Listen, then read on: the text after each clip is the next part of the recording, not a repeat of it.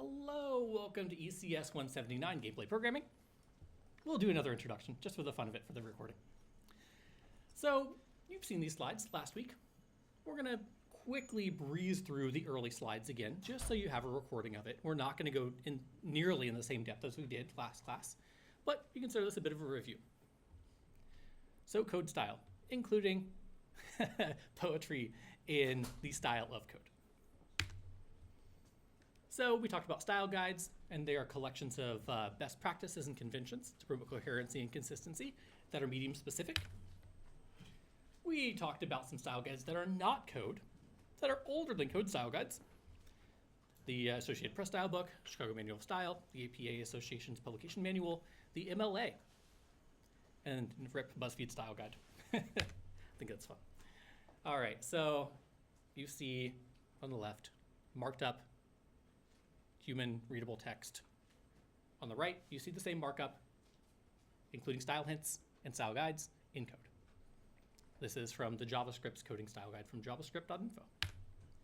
And we talked about all the fun indentation styles. We had a lot of fun with Haskell style. We had a lot of sport with Whitesmiths. And we talked about why the list style is what it is and why the Pico style is what it is. We each talked about the trade-offs between them, between code size on the screen and legibility. We linked to several important code style guides, like the Google's code style guide on GitHub. Yes, I think it is funny that Google posted style guides through Microsoft Service. We talked about code analysis. We went through dynamic testing. We talked about profiling and slicing and realized that a lot of folks in the class have not experienced profilers or done any appropriate slicing or code monitoring. Something to keep an eye out in the future to make your life easier. We talked about static code analysis. We talked about linting. We talked about one of the important code style guides right now, PEP 8. We talked about how lint came from best practice, automated best practice tool from C. We talked about how this reflects in GDScript. We didn't really talk about model checking. I realized I glossed over model checking. Does anyone know what model checking is?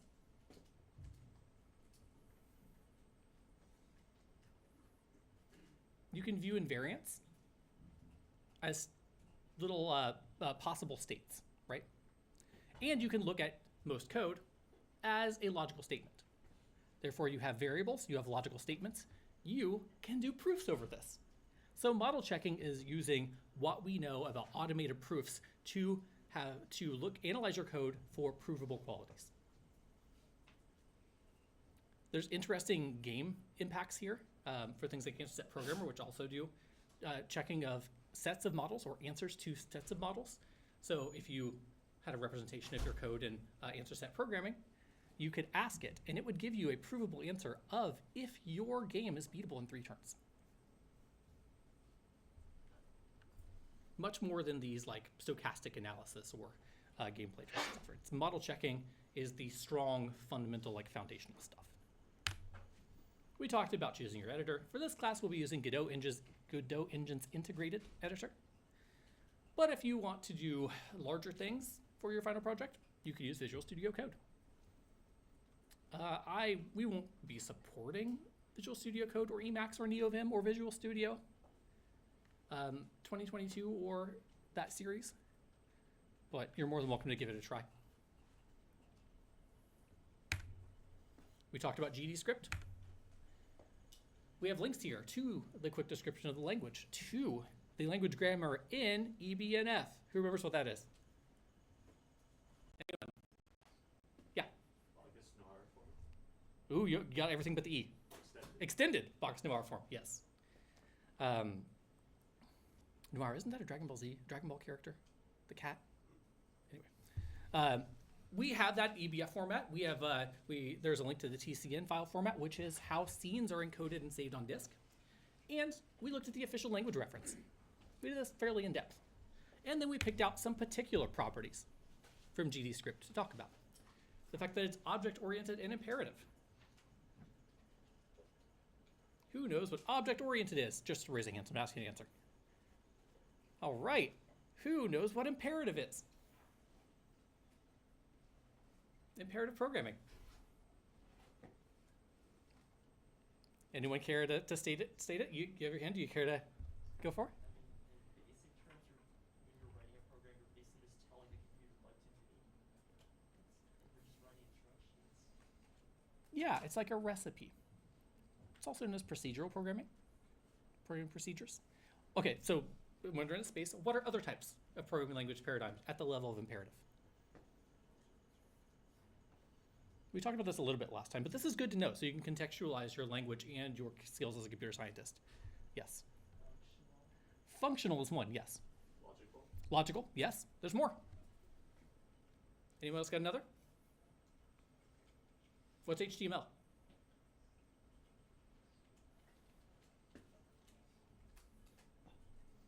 HTML, so web programming is a bundle of two very different types of programming language.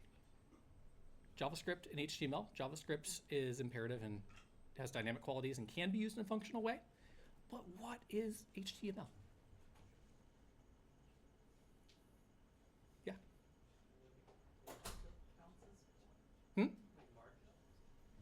Markup is a very particular type of programming language. I mean, the type of markup you do, like with MD documents, is weak, right? It's not Turing complete. But there are very strong versions of markup-ish language. I'm looking for one particular keyword here. You can pretend to be a Southern Belle when you say it.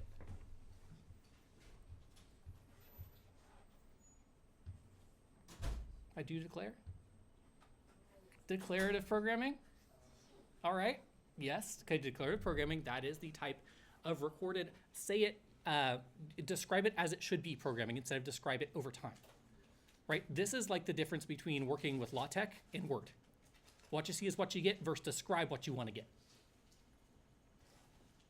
Right? There's you declare what it should be and you let the system handle the details.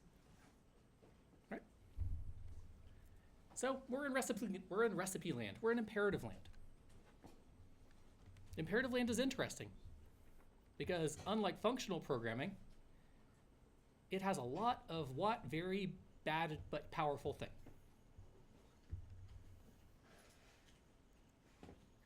All the functional programming people love functional programming because it really generally avoids this one gnarly thing.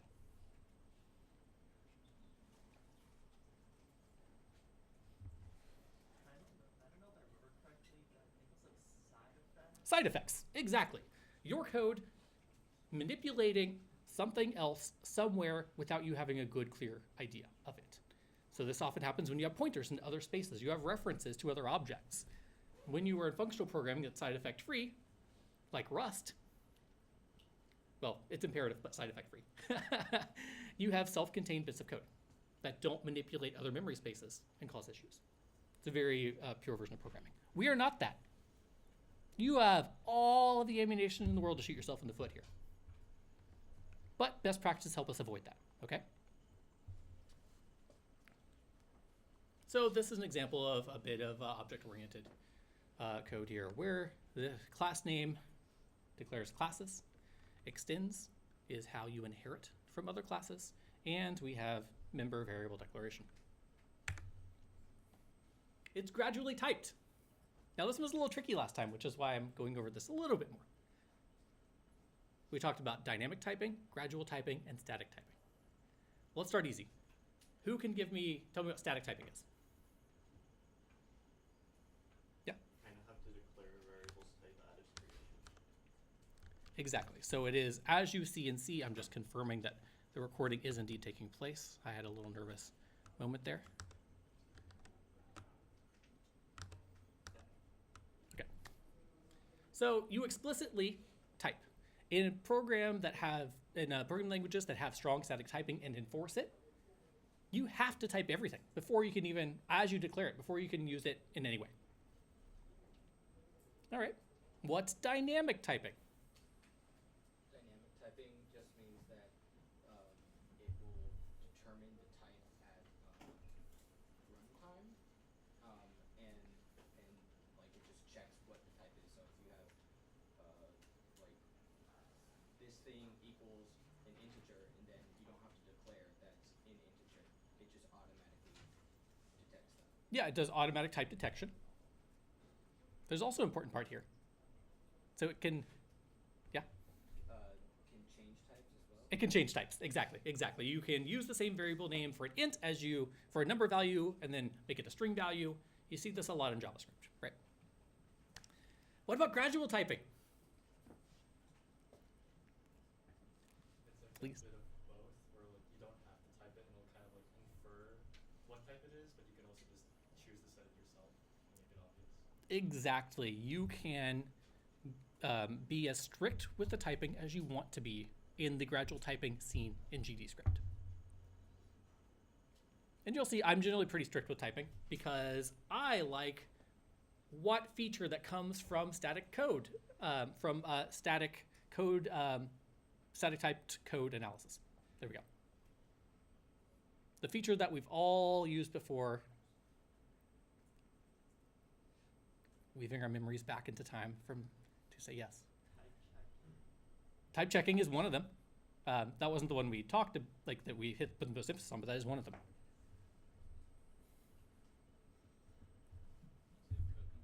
Code completion, exactly.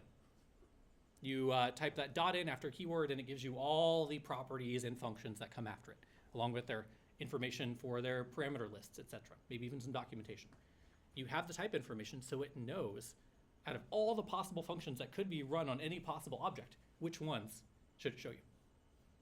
Just given the compiler or the interpreter information.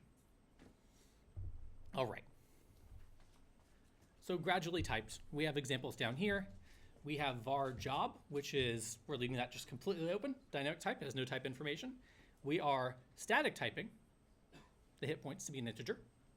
And then we are, in some sense, dynamic typing var weapon, because var weapon is not typed until you use the assignment with type assignment operator, the colon equals, which looks at the weapon's dual axe and then types the var weapon with the weapon's enum type.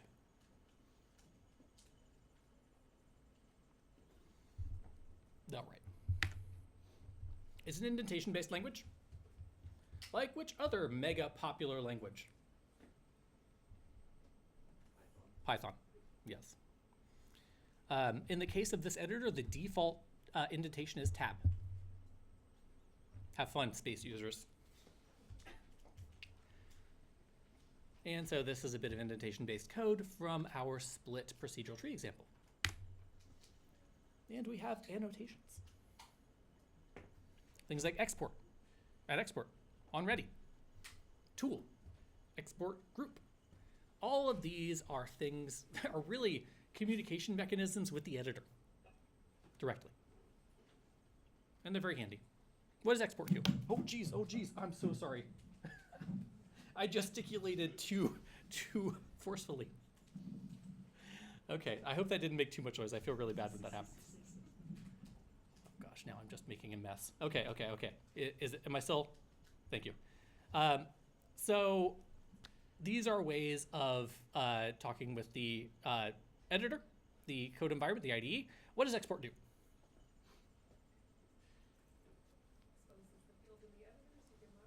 Exactly. Exposes the field in the editor. You can modify it. We had an example in class last time where we had an export group, which simply gives you like that collapsible tab with things under it, and you can name it, right? It lets you organize what you see in the editor. Has anyone ventured into the at tool? You'll see it in exercise 2.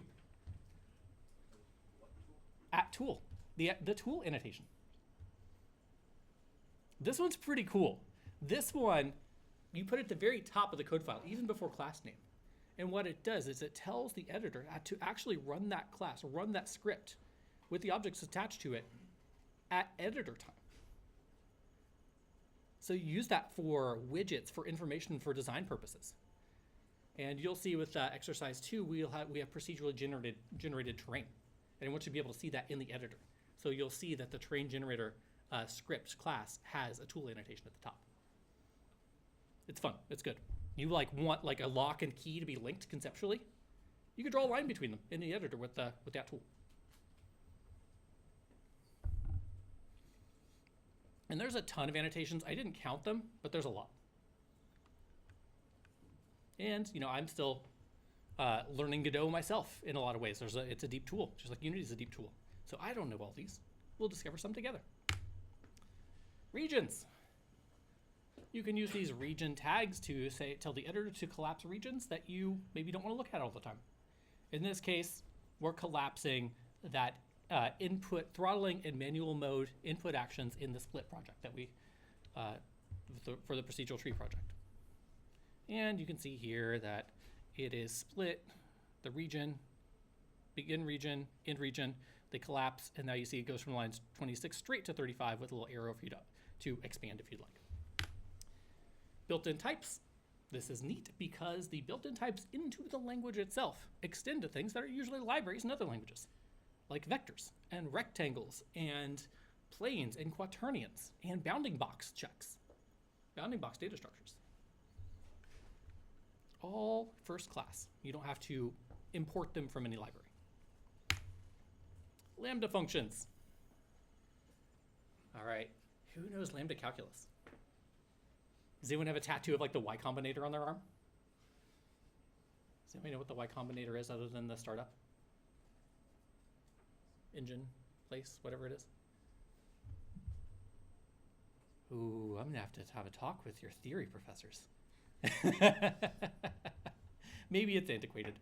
Lambda calculus is a type of programming made by Turing. Church and Turing thesis came together that made two types of programming language come together. Is that a hand or a stretch? Okay. Excited. Okay. Excited stretch. Gotcha.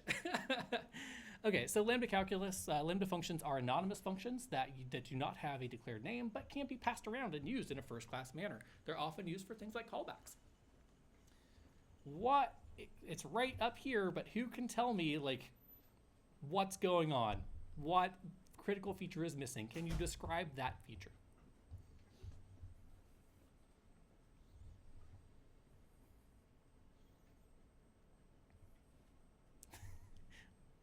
You have a tiny answer for a tiny hand up? Basically, lambda functions are super isolated from the rest of the code, so they can't affect stuff, and also anything that happens after their first call can't affect the code. Yeah. So in particular, let's cash that out in our computer science terms. It does not save lexical scopes like most other dynamic languages do. It does not have a robust implementation of closures. And I'll let you, we talked about it last time in detail, but you can look at this example to see what's going on. And then we looked at the style guide. Do I have internet? I do not. I'm still in a Faraday cage. Okay. So we won't actually look at the style guide today. But we looked at it plenty last time. You can pull it up on your own documents if you want. Let's go back through the examples. Someone who didn't answer last week, can you give me examples of style infractions? For example, 1. I know we went over them before, but we're getting the brain juice back. Get the blood flowing. Yes?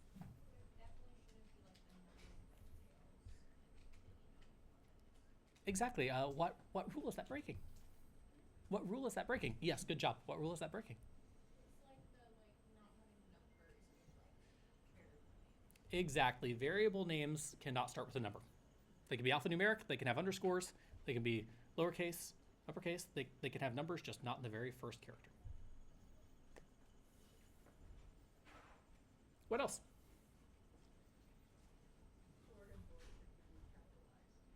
The which?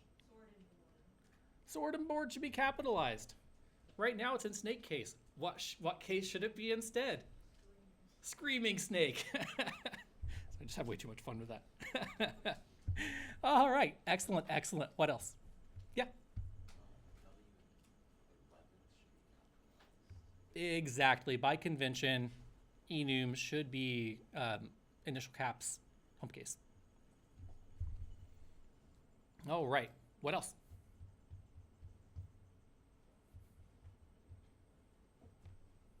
Should private be before, or is that fine? It's in the right location. The location is correct.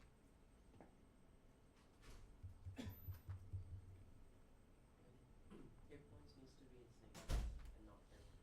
Yes, hit points need to be in state case, not camel case. Excellent. We almost got that one you were talking about. There's a little more. Last little bit. Yeah. Yes, private variables should begin in convention with our style guide with underscores. All right, good job, everyone. Example 2. With corrected spelling this time. I hope. I hope I got them all. Take care. Have a good day.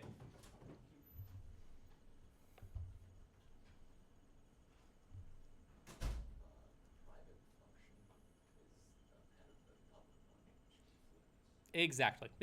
Yeah. So calculate damage is denoted being private by its underscore. So private functions, if they are not virtual functions that come from the editor itself, like process, ready, and some collision detection functions, should come last in the order of function declarations. What else?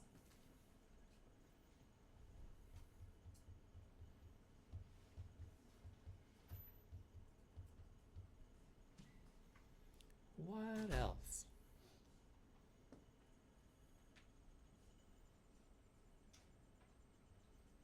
Yeah. Calculate damage should have a return type. We are weak on our typing. We don't know. It's very hard for us to, like, as humans, to look at and infer what data type damage should be. Don't leave any mysteries. Be kind to yourselves and your teammates, and just annotate things. Yeah. I mean, on hit should have a void return type. Yes, it should. I just return type all your functions. Just get in the habit. Can't hurt.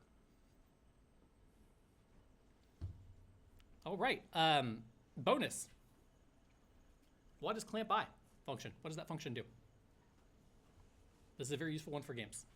Yes. It specifies a range from 0 to 999 that attack power minus armor should be in. Yep. So if it goes over or goes under, it should just clamp to the endpoints. Exactly. It sets the range that the first argument should be in. The minimum range is the second argument. The maximum range is the third argument. It will not go past that. If it is, greater than 0 and less than 999, it will use that number. If it goes past those, it'll stop at 0 and 999. Clamp I means it's an integer. There's clamp F for floats. Example 3. What do we got? Anyone that hasn't answered a question yet? There's a lot of folks who haven't talked yet in class. I'd like to get you all involved.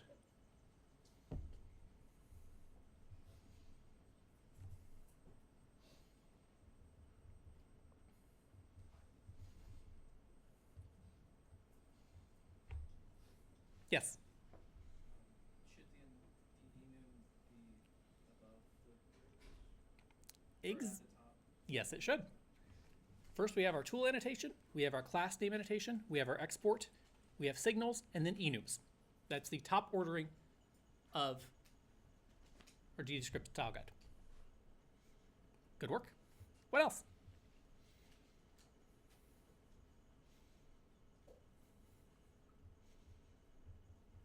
Yes. There's, I don't know the call it, there's non-variables in between a context and variables.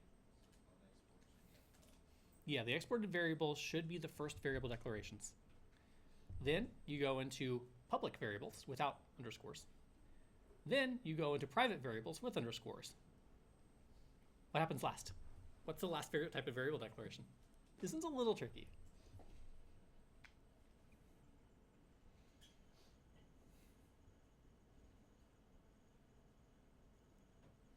Oh, no one has it up? No one's going to just look at the answer and tell me?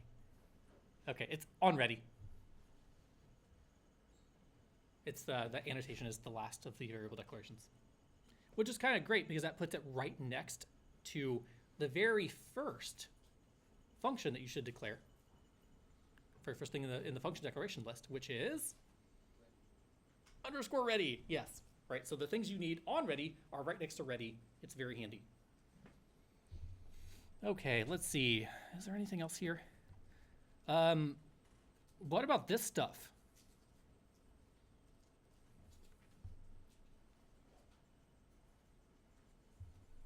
Is that okay? Like the caps equal number in the enums? What's going on there?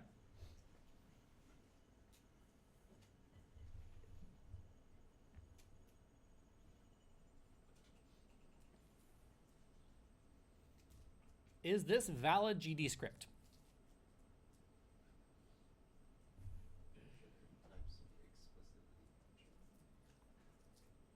Ooh, that's a spicy one. Types are important here, but maybe not in the way you're thinking. So all of these are part of the enum type. So this is correct in its like type formulation. The real question is, what's the deal with the like particle wave dot length or particle wavelength dot red equaling a value? We didn't have that in the weapons one. Yes. Sorry, could you say a little louder? That's usually not how you write emails. Really? Or at least I've never seen enum declared like that before. Okay. That's fair. That is fair. You set the values of the, like, what each enum is outside of the original declaration. Nah, not quite. It's a good thought though. This is valid. This is valid GDScript. This works. So in GDScript, you can associate integer values with each one of the labels. And you can access those values in dictionary and array-like syntax. This is really good. So let's say you want to go through and hit every value in your enum in some sort of for loop. You can even make them like, you can start red at 0, orange at 1, yellow at 2, and you can count up. These also are really good for base attack power values for weapons that you want to keep in a more const format. These are really good for error return codes, which is the classic case that you see these enums in. You see this a lot in other programming languages, and it's a useful tool to have. So now you know about it. Only integers, though. For some reason, it doesn't support floats or anything. I wonder if it's because it turns them into flags. A lot of these enums are used in flag maps and flag sets. For those of you who have dealt with like operating system permissions and the like. chmod 744. Okay. No one's eyes lit up. We're good. All right. I had a question about enums. Is it like the array variable basically, or is the array, would array type be something else? The array type is different. Arrays are distinct from enums. You could have an array of enumerated values. You could have an array of particle wavelengths. Like for instance, maybe the particle wavelengths that your weapon is capable of firing. You could have an array saying it can fire red, indigo, and violet.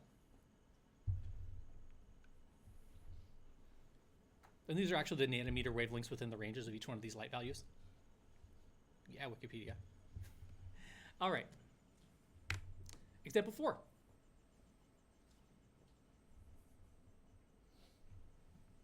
What's it called? I remember this one. It's like space between the variables and the everything else below it is super big. You nailed it, friend. There are about 40 lines in between where the variables are declared and where they're used. In some programming languages, you're only allowed to declare variables right after, as the first thing right after the function signature, function declaration. That is not best practice in GDScript. Best practice is to keep the variables close to where you're going to use them. Makes it easier to debug and see where things are coming from, that sort of deal. And there's a bunch of like type stuff that could happen here too, right? There's no like type annotations in the variables.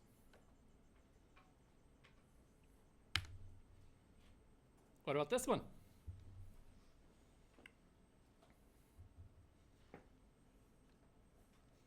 listen through the class for a little bit of loop last time. Give you a moment to think about it. And this is actually like copied directly from Style Guide. Yes. The node isn't specified. Exactly. The node isn't specified. Can you put a little more detail on that? I don't know which node we're fetching. Yeah. So nodes have a lot of types, right? Node 2D, node 3D, rigid body, character nodes, mesh instances. We don't know what get node of lifebar will actually return. And it's likely that a lifebar has a lifebar script to it that has a class that has a bunch of important functions that we care about. So, what are two solutions to this? There are two solutions to type this. One we've seen before in these slides, one we have not.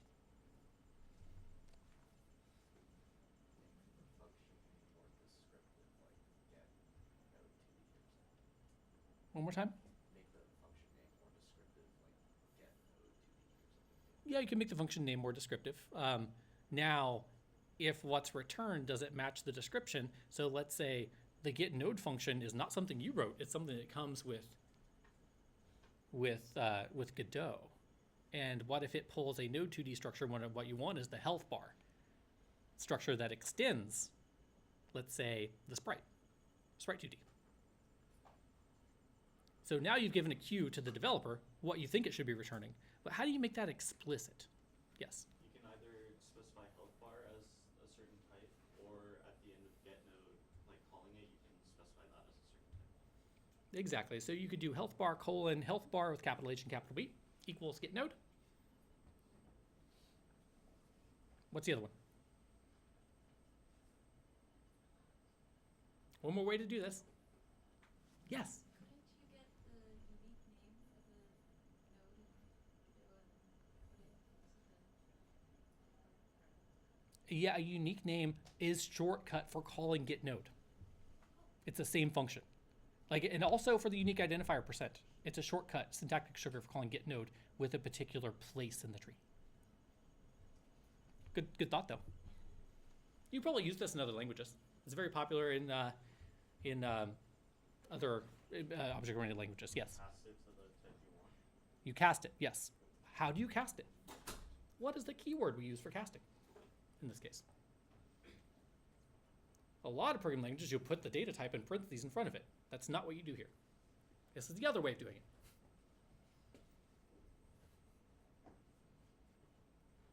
Yes. I'm sorry? Nope. That is the one we just talked about. That one is not the way you do it in this. It's another way. It is the as keyword. So you do get node, paren, L paren, L quote, UI dash life bar, R quote, R paren, space, AS, space, health bar, capital H, capital B. All right, so this is valid JavaScript, or valid JavaScript, derp, valid GDScript, but not particularly good GDScript. Cast it up. Pretend that is your class. All right. What about this beast? Does this even parse? Do you even parse, bro? Sorry, I may have spent too much time on Warcraft logs. My Outlaw Road parses are really good this season, by the way, but maybe a tale for another day.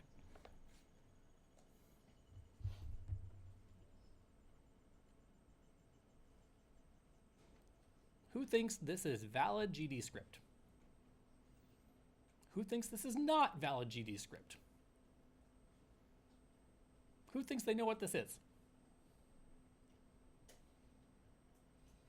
Oh, we got some hands. How should we decide? How long should we let this linger? Does anyone have the answer for us? You want to give it a shot? Is this the ternary operator in GDScript?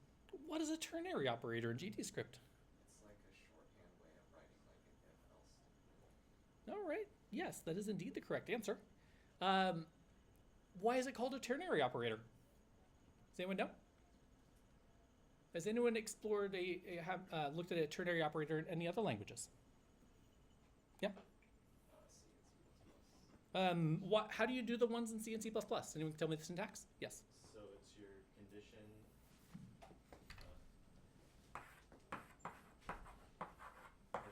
Question mark. If the condition's true, and then colon the else case. Right, and you can, where can you put this?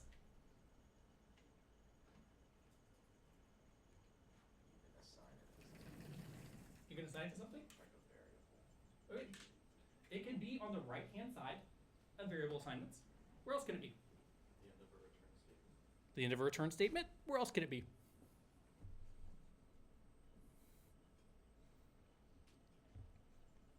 There is one thing that encompasses all of this. Actually, there are probably two language constructs that you would see inside of your EBNF grammar where this could go.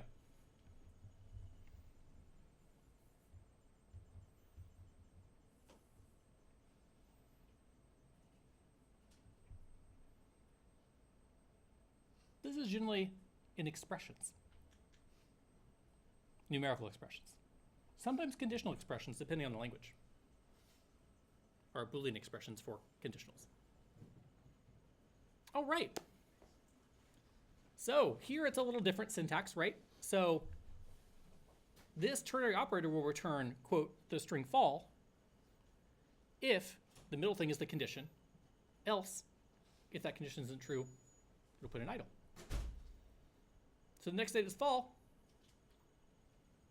if you're not on the floor, else you're idle. Makes sense, right? But still, why is it called a ternary operator? What does ternary even mean? 3. All right. That implies that there are other types of operators. What is an operator that takes 2 things? A binary operator. What's an operator that takes 1 thing? A unary operator. Can you give me an example of a binary operator? Addition. It has a left-hand side and a right-hand side. Anyone else can tell me what a unary operator is? Anyone else can tell me what a unary operator is? I appreciate that you are answering a lot of questions. Yes. Not. Exactly. Exclamation mark, not.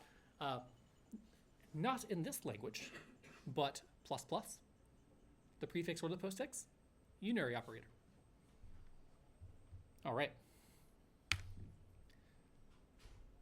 All right, you ready to crit my code? Let's crit my code.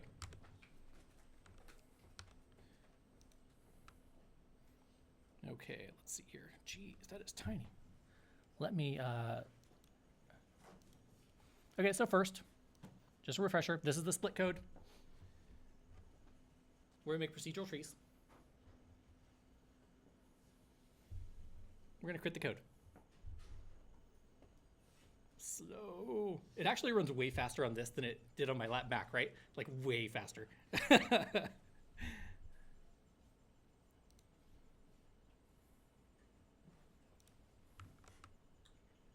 Stop. Okay. Let's open up Grow and let's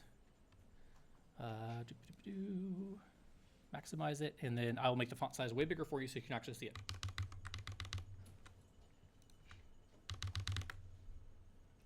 Are we getting legible now?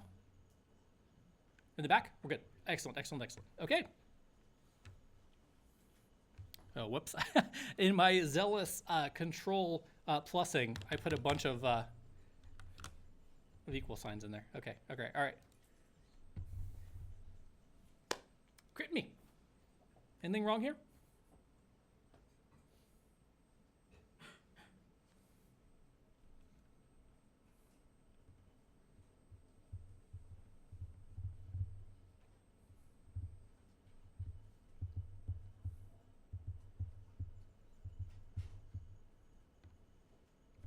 Two. Does preload have a specific type it returns? Hey, there we go. We have some type information that should be there.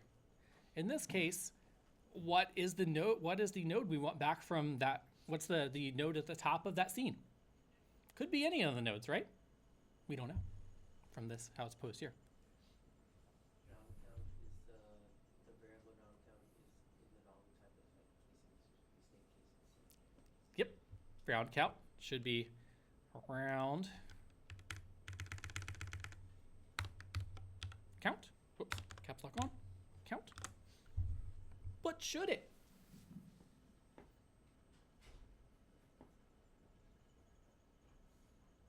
You think round count's a public variable?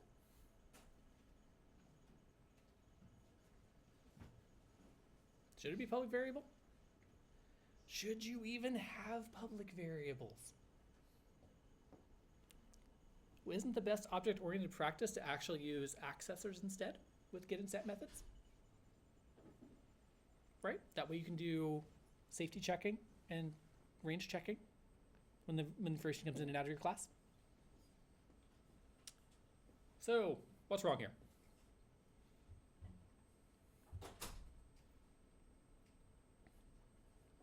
All of these are private variables, so they should all have underscores. I'm not going to break my code because what editor capability is GDOS editor lacking here that we could really use right now? We talked about this last class during editor capability time.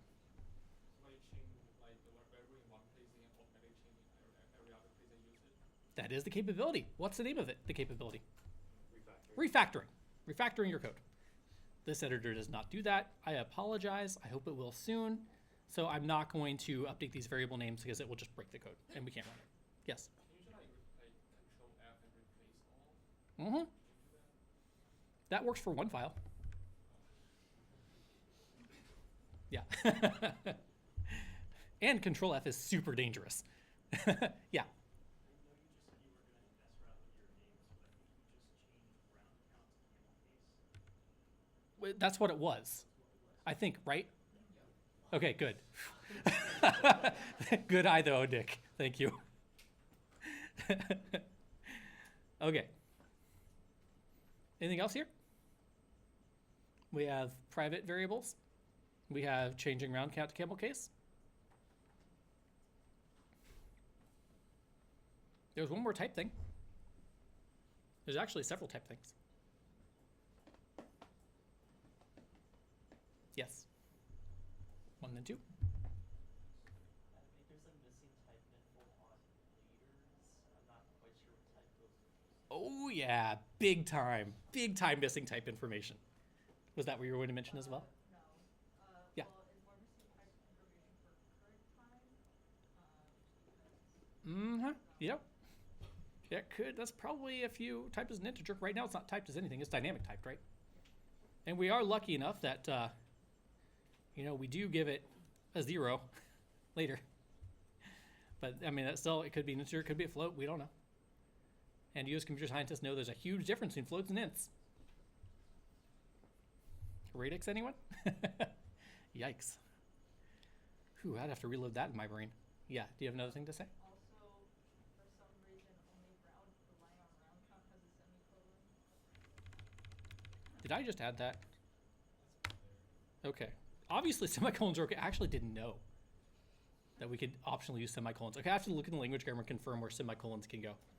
That was just me. I've been doing a bunch of Java programming recently. So I just probably instinctively threw in that pinky hit, right, and got the semicolon in there. All right. All of these should have type information. Tree seed has type information, but is not initialized, which is fine if you take care of your initializations in the ready function. If not, it'll get a default value. Note to myself for when I watch this video later, make sure I find out what the default values are for all primitive types. Okay, grow chance. It's got a float on the right-hand side, but is it typed? No. What is one simple character? Type systems hate this one simple trick.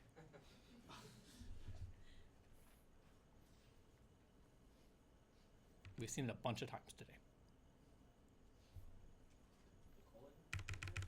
Yeah, exactly. It determines what type there is that this expression reduces to and makes that the type of grow chance. All right. Okay, these are all exports. So anything you export, you should really type. Yes. So why don't you use the colon equal for the other two variables? You should. You should. You should do that. You should type all of these. We were just giving one example. Oh. That's it. You should make that consistent and pervasive.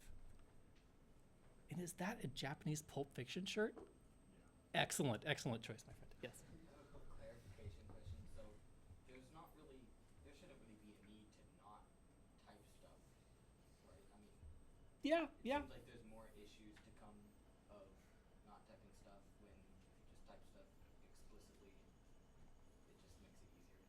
Yes. And if you have something that needs to have some variation type, you should figure out what that variation is. And there's a good case that you should probably make a class structure. We'll look at this. That'll be the heart of a command pattern that we'll look at a little bit in just a minute. All right. Leaders. This should actually be typed as array of node 2D. Right? So it says that it's array, so it's a collection of type array, and things that go in that are node 2Ds. If you had a bunch of different types of nodes that all have transforms in there, you can make it node. Notice that node 2D, that can be a sprite 2D inherits from that, character 2D inherits from that. Anything that has a transform in 2D space can be slotted into this array. Right? The magic of using the type inheritance tree, the inheritance tree.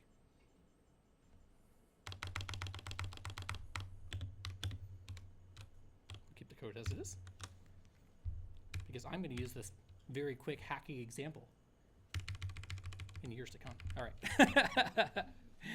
Okay, let's go down to the next page. Or does anyone see anything else that we should change? Other than basic typing and variable names?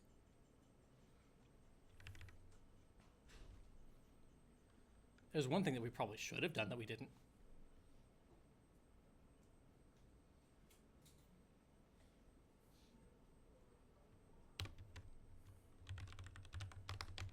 Give it a class name.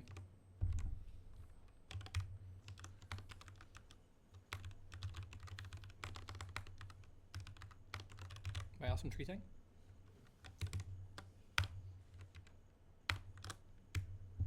Okay. What else?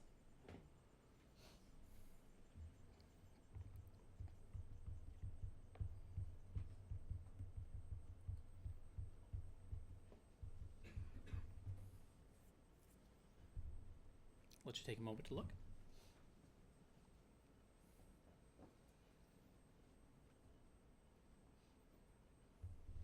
Let's see right away. I see 1, 2.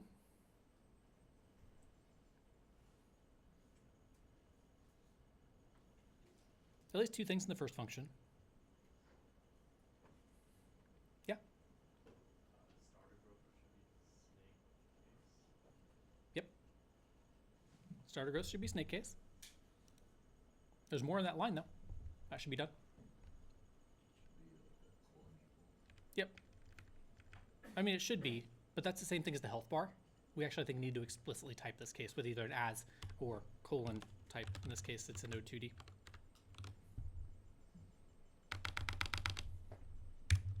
Notice all this still worked without any of these changes, though, right? Yeah. Would you need to type starter growth if you had already typed the growth scene as like specifically what you want? No. No, but it is, in that case, you would be safe in doing this. Yeah. Yeah, okay, so if you saw that, if that was your reasoning chain, you are correct. I'm assuming it was.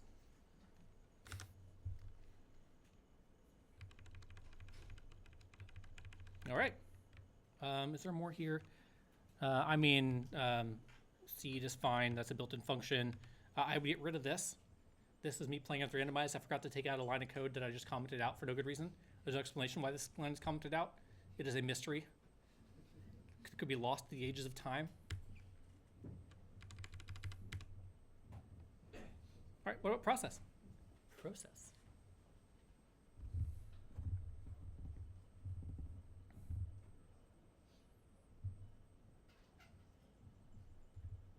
Maybe the variables are in camel cases or something.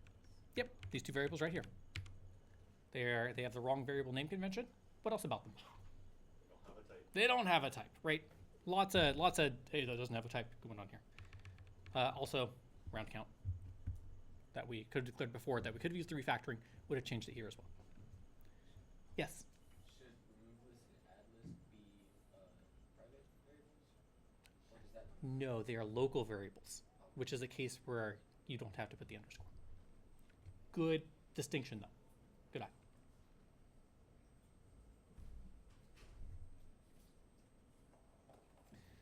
I would like cur time still looks like it's an integer. I would definitely make this like easily readable by a human as float.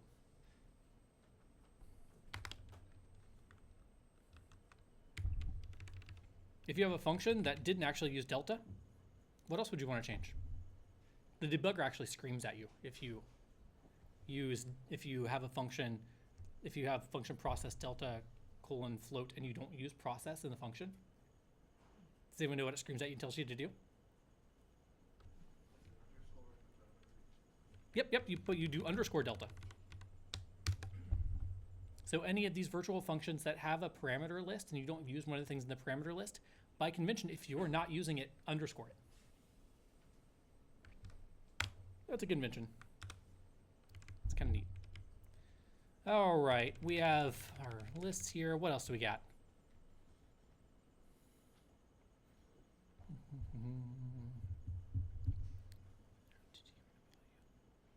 I haven't actually deeply looked at this for conventions yet, so I'm kind of doing this alongside you.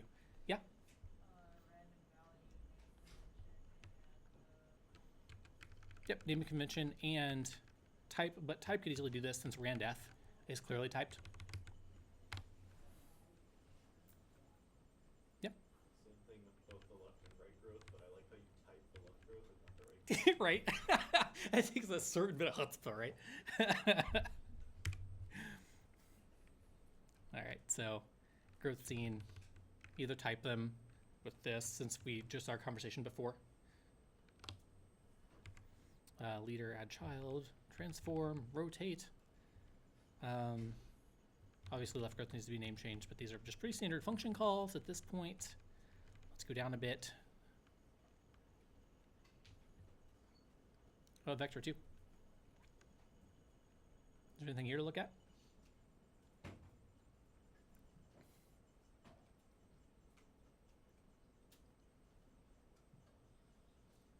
What data type does vector 2 take?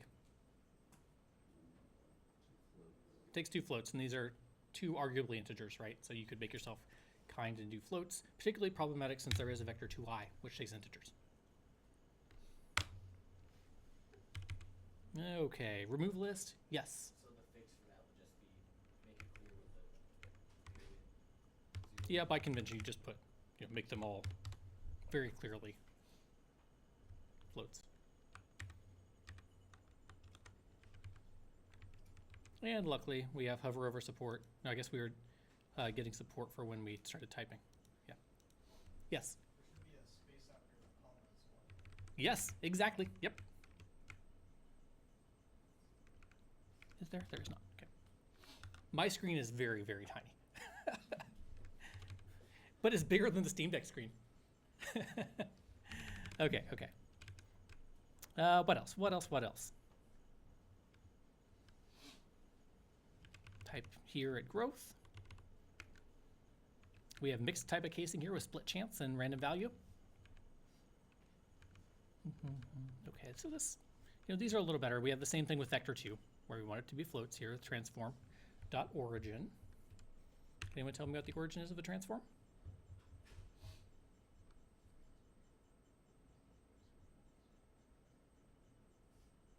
No one's looked at the transform tutorial information yet? This is a good one to look at, yeah.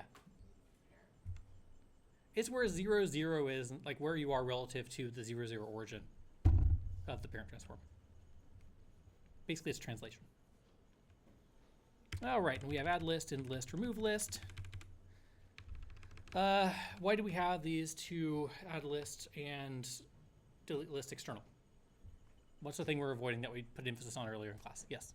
So you don't like modify an array while iterating through it? Exactly. You don't want your invariants and their assignments in an iterative construct to be ill-based. All right. Excellent work, everyone. I think you could all, after this lecture, correct this code. Y'all feeling good about this? Raise your hand if you're feeling good about this now. Did we overdo it? Or did we do it just right? Or did we not do it enough? Live feedback poll. Okay, we got some thumbs. All right, you're very kind. Let's look at another project. So I'm going to open the quit to project list. And we're going to look at the project called Skittles. And look at that, we're still at 73% battery. This is great. I'm just traumatized by the Mac I was using earlier. It was really bad. Okay, all right. Actually, is there a way to increase the display scale? Here we go. Ooh, 3. Let's make display scale 2. I don't think it actually worked. Oh, I just didn't. It was small enough I didn't see it. Save and restart. Thank you. Thank you.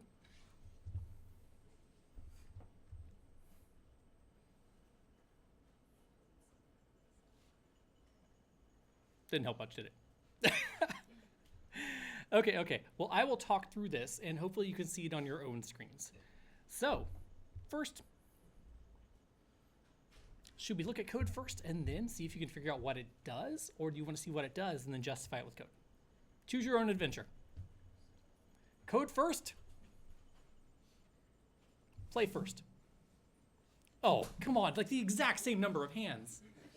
Actually, I think play first was a little ahead. What do you think, Nick? Play first. We got a little capsule with a very conspicuous box extruded to look very much like a wand. It fires Skittles.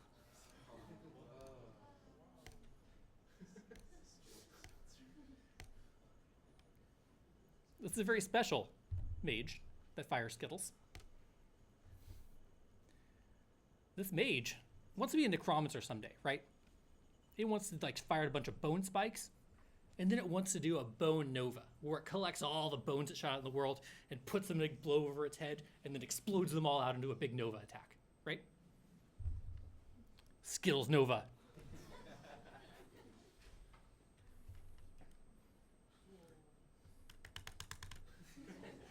They teleport. And you can just keep firing. These Skittles don't go away. And then you get a really low frame rate with your ANOVA.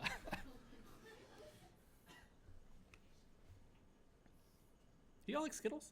Are Skittles still good?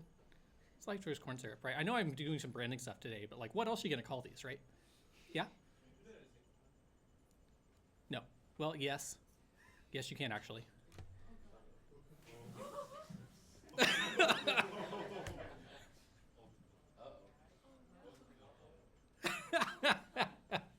That's a lot of Skittles. That's like the Costco pack, right? And they just fall off into infinity. So this is an example of the command pattern. I'm gonna do this one more time. All right, shall we see how this is constructed? So first off, in the spirit of you being computer scientists, I'm actually using very little of Godot's like built-in UI infrastructure. We're doing this through basic manipulation of positions, nodes in GDScript, okay? So first, we have the world node, the world scene, which has a player in it, a camera 3D, and a directional light. So let me go to the 3D scene here, and you can see where all these are. So we have our player, we have our camera 3D, which you can see where it looks at in the world through right here. You can also go to preview and see what the camera sees. And then we have our directional light, which is basically the sun. All right, let's go into player. Okay, first, let's see. There is a script on the player object. There's a script in the camera. Here's the player. The player has a body, a wand, and a point from which the projectiles are spawned. We're simply using that for the location of where things should be spawned in at. And it is a simple node 2D. This is a mesh instance 3D, mesh instance 3D, and a node 3D. All right, so this is pretty light. I should actually attach the script here to player. I forgot I did that in world. Okay, there's one more scene to look at here. We have our TSNs. This is all in a flat pack list because there's not much here. I want you to be able to look at it readily. We have the projectile scene, which is a projectile with a script, with a machine, with a mesh instance 3D and a collision surface. The collision surface is circular, and the skittles are skittle shaped. So there's a little bit of add-ons there, but it actually helps separate them a little bit so you can see it a little better. So it turned out well. The game effect was achieved. All right, so let's take a look at some of our scripts. Go back to world. Let's take a look at our player script.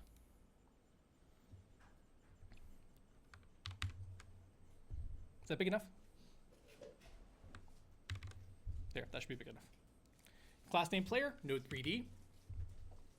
It gets a reference, or it gets a reference to the spawn point. So we can have that ready. And that's a public variable, so we can feel free to use it elsewhere. We have these two private variables, fire1 command and fire2 command. And they take type player command, which we haven't seen yet. That's something we made. There's a ready function where fire1 gets a shoot command .new. Hey, that's not a player command. Right off the face of it, what's going on here? We have a collection nova command, getting a new instance of that, bound to fire2. And in our process function, if input.isActionPressed fire1, we call fire command 1.execute, and we pass self. We pass the player object. And it has a return signal. Same with fire2. So first off, this is one Godot thing that we did use. So if you go to project settings, and you go into the input map, I did define fire1 set to left mouse button. You can add other things here, like you could do like left control. Whoops, let me, I actually hit cancel there. So now that fire1 tag operates when you held down left control, and it also operates when you press down left click. Right? And we made fire2 be right click. So that's how we can check for is action pressed. These fire1, fire2 are the exact same string names that we put into that dialog. So it's pretty straightforward on how you can do input mapping. Works for controls, works for touch inputs. There's a whole variety of input types you can put into that input map. All right?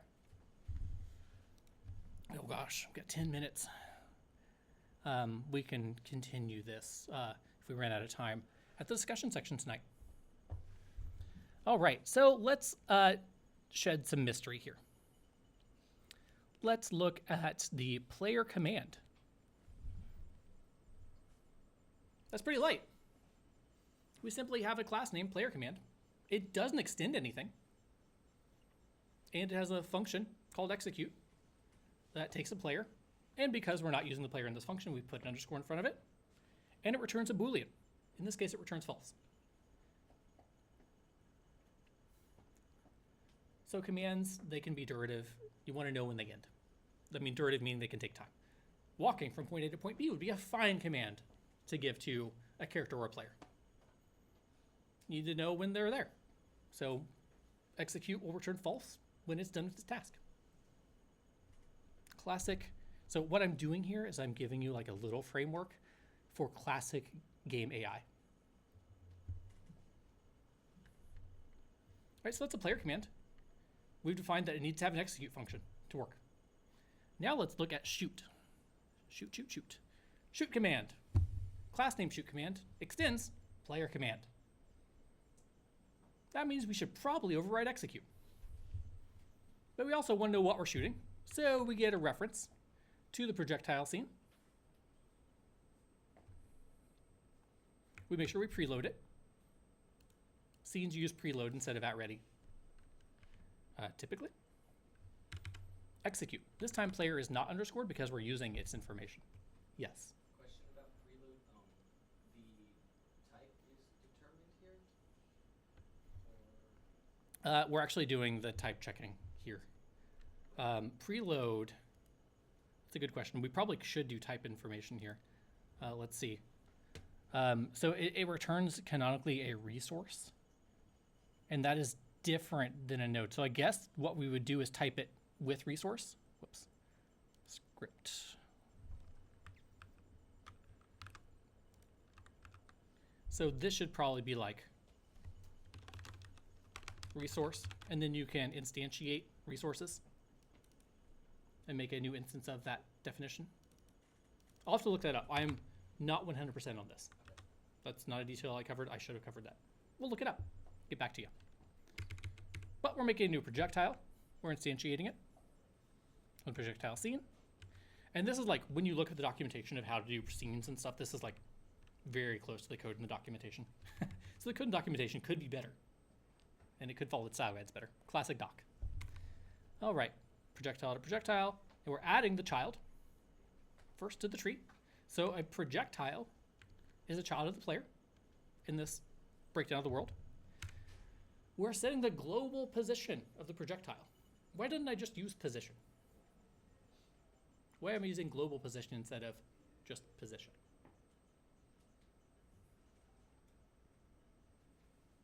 Because the projectile, as a child of the player, it takes the position of the player by default.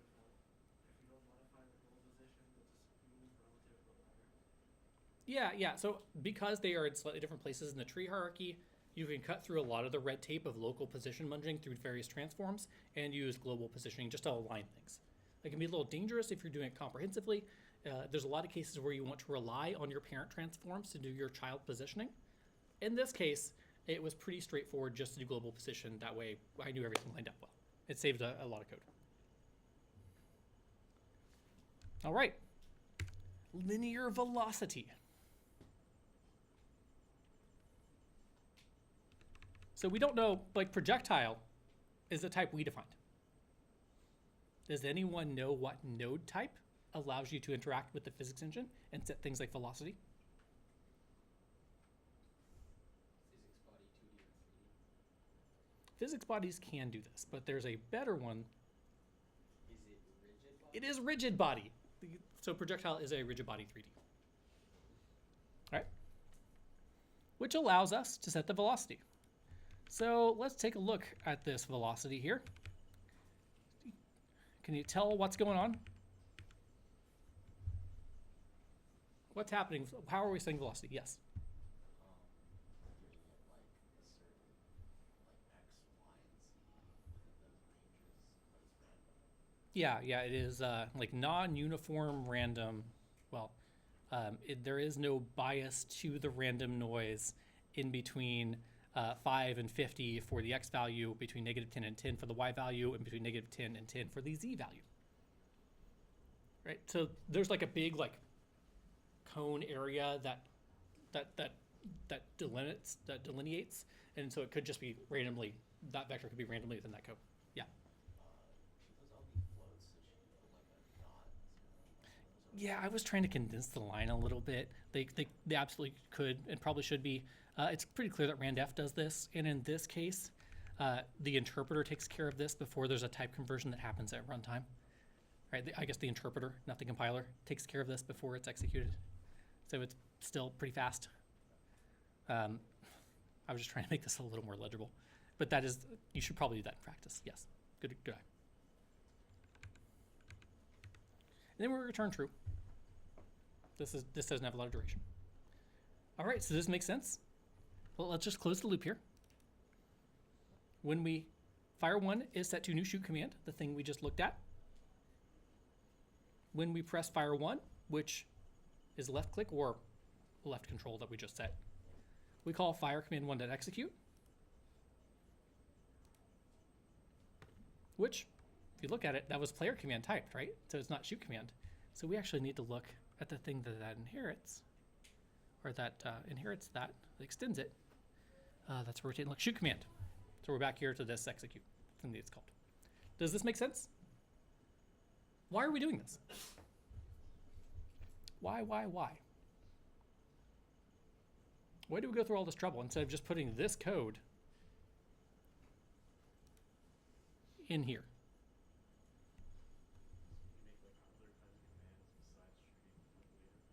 Yeah, and even better, we can change them at runtime. Let's say you don't like that pesky pistol and you want the plasma rifle.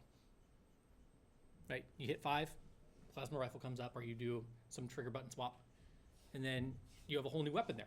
And that whole new weapon is as simple as swapping out a reference to a different data structure, instead of having it be like hard baked inside of an if statement somewhere. Does that make sense? Let's look at the collection nova. Well, actually, do we look at projectile? Let's close. Let's make sure we do everything with the projectile here. All right. So the projected body of the projectile extends rigid body 2D. We do have a projectile scene that we looked at, which is simply the skittle shape with a projectile with a mesh instance 2D skittle shape plus a circular collider, spherical collider. First, we want to get a reference to the mesh instance 2D. The $sign simply means, hey, I drug this in from over here. It means the child mesh instance. This is syntactic sugar for get node around a quoted string resource locator from the tree. So now our var mesh on ready gets this. There's a keyword we haven't talked about yet here.